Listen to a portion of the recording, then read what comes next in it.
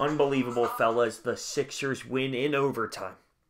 133-132, and they had a big lead in this game. They were up by 20 plus, and they do blow the lead, which is absolutely disturbing to think about. But at the end of the day, they find it, they gather it together, and they make some big plays down the stretch to win this basketball game. And we are now still undefeated at home, which is perfect. It's what we wanted.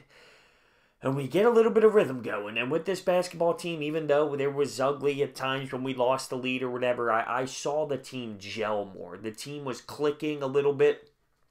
And we haven't seen that through the early on of this season. It looked like the team's starting to find some mojo. The team is playing like a team more, and that's great. Now, a little bit different of a rotation at times due to the Mike Muscala situation, but you see Bolden out there, Wilson Chandler getting more minutes. Just the rotation was a little different, but I think the team handled it well.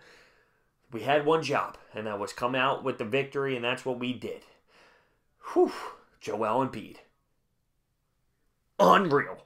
The way he can get to the free throw line at will is sickening. 42 points, 18 boards, 4 blocks, 4 assists, a clutch three-pointer where he hesitated late, but he still pops it and makes it happen. Clutch free throws late. He was serious tonight. And same with Ben Simmons. Ben Simmons made plays late down the stretch. He ended the day with 22, 13, and 8. He had a huge block on the perimeter as they were trying to hit a three-pointer late to tie it in overtime. And he had some really nice takes to the basket as well, making some nice dribble moves behind the back as he penetrates to the rack.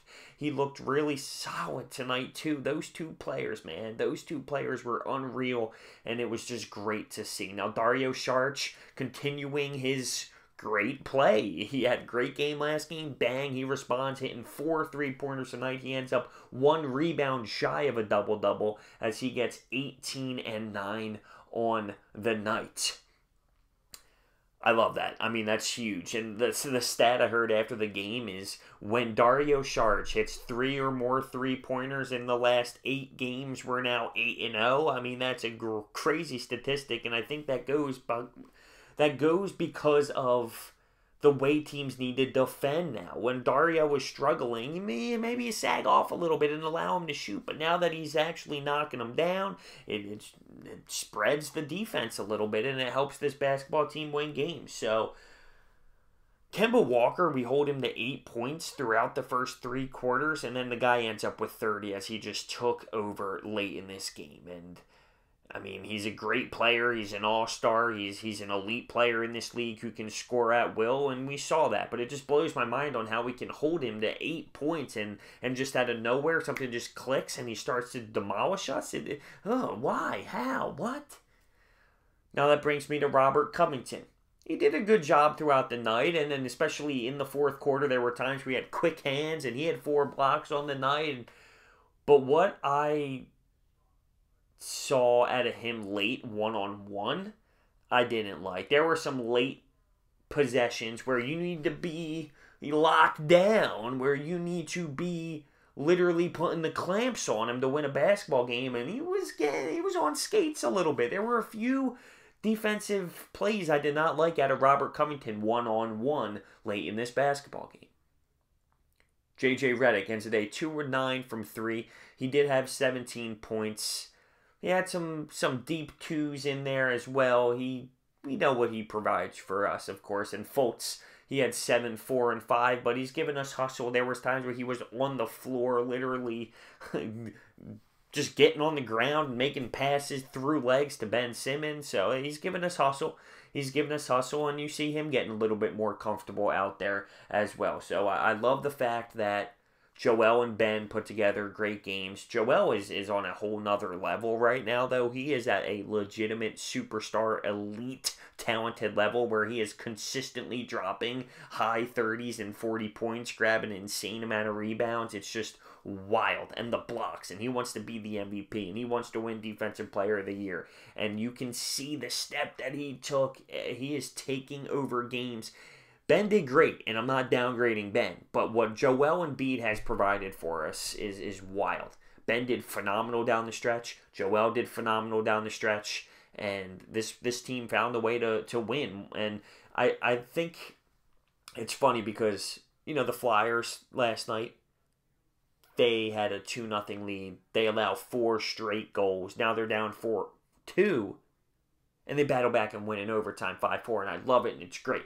But when the Sixers blow a 20-plus point lead and they find a way in overtime, people want to always be negative, and it's not the same. When the Flyers win, it's a gritty character win. But when the Sixers win, you gotta play the same card. So it was a character, gritty win out of the Sixers as well. Even though they gave up the lead, they find a way to come together and say, whatever happened. Let's find a way to close out this basketball game. And that's exactly what they did. Their top players came out to play late in overtime down the stretch, and that's what we needed. Now we go into Memphis on a back-to-back, and even Mark Zumoff was saying on the cast that this isn't the same Joel Embiid that we've seen in the past when it comes to minute restrictions. We're gonna have to let him go out and play. He's gonna have to learn the NBA style and the amount of games they play in the back-to-backs. He's just going to have to get used to being dominant every single night in and night out, and that's what we're going to have to see out of him if he can bounce back from a game where he scores 42, 18, 4-4, and do it again. Not so much a bounce back, but consistently perform at that level is what we're going to have to see. It's going to be interesting. The Memphis squad that we're going into is a good team at home. They win basketball games, so it's going to be a good test for this team, and I'm excited. I'm excited to see what happens. Of course, the blown lead sticks in the back of my mind. Of course it does. But guess what? They rallied together and they win. They came together on the sidelines and said, who cares what the hell happened? There's still time left in this game. We can put it together and win. And that's what they did. They provided the fans at home another W, and they just continue to win in the Wells Fargo Center. Let me know what you think down below. Thank you for watching. I'll see you next time.